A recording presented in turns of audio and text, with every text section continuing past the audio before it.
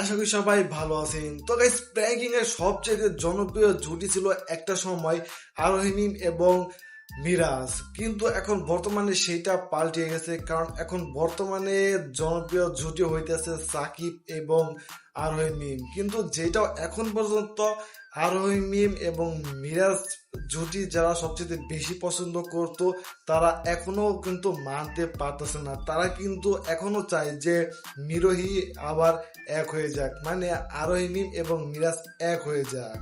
School gang এবং 90s পোলাপান এই পর্যন্ত মিরাজ এবং আরোহী মিমের সম্পর্ক ঠিক থাকলেও বর্তমান কিন্তু তাদের সম্পর্ক একদমই নাই, মানে বলতে গেলে তাদের সম্পর্ক নষ্ট হয়ে গেছে। তো এখন বর্তমানে সাকিবের সাথেই দেখা যাচ্ছে এবং শোনা যাচ্ছে যে সাকিবের সাথে আরোহী মিমের রিলেশন আছে।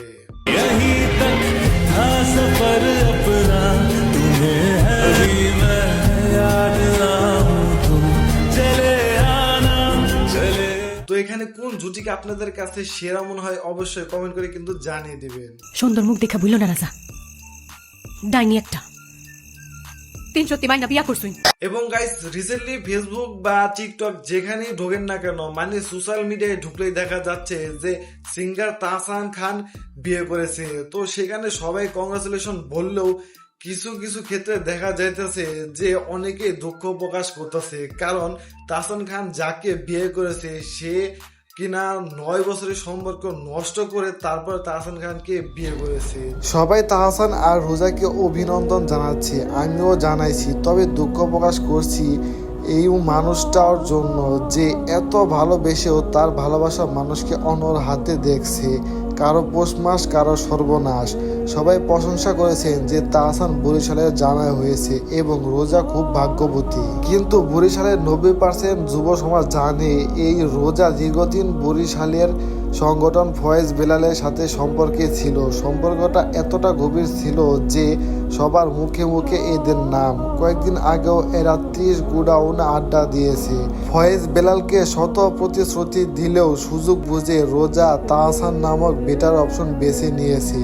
তাহলে কি এটাই সত্যি যে একজন সেলিব্রিটির কাছে পরাজিত হলো ফয়েজ বেলাল? ফয়েজ বেলাল ভাইকে আমি যতটুকু চিনি, ভাই অত্যন্ত একজন ভালো মনের মানুষ। এমনকি রোজা আপুর সাথেও সামনাসামনি দেখা হয়েছিল, তাদের জুটি সেরা ছিল।